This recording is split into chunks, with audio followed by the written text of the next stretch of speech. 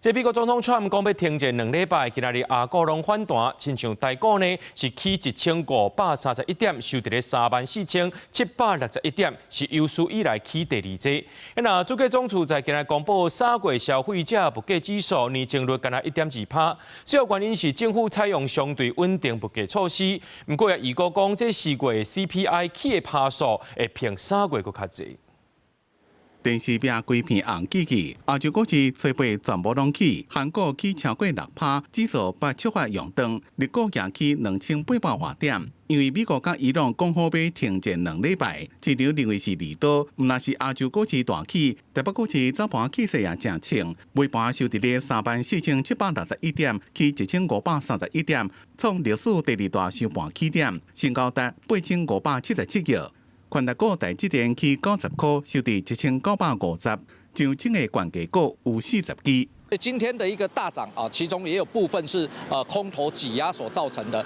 資金的一個部分呢，後面陸陸續續會隨着談判的一個進展啊，如果是比較良性的一個發展的話啊，陸陸續續就會回流。不過中東戰爭也加重中油油氣金價吸收的負擔。根據統計，自2020年到現在，累計虧損已經要加792億。經濟部長郝明興初八日發現講，將會用專案融資、預算半補加增資3方向協助中油，包括4年增資3500億加專案融資3000億。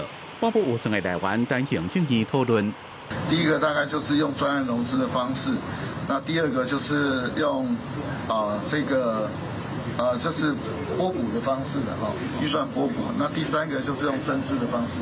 國際油價波動，那關係中油的營運，也牽動國內物價。主計總處公布3月消費者物價指數年增率只干那1.2%，連續11個月無到2%。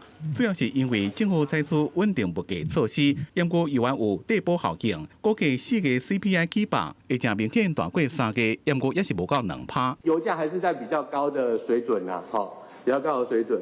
那剛剛還有提到，就是進口物價的價格上漲呢，可能會陸續傳導並反映到國內物價，所以我們初步判斷呢，4月的 CPI 一定會明顯大於3月。主計總處講，美伊戰爭佇咧2月底開始，不過咱國內油價起碼只干那國際油價9%，會當幫助減輕對國內物價影響。即馬政府採取穩定物價措施，國內油價也閣算平穩，不過 CPI 的起碼可能會慢慢擴大。記者綜合報道。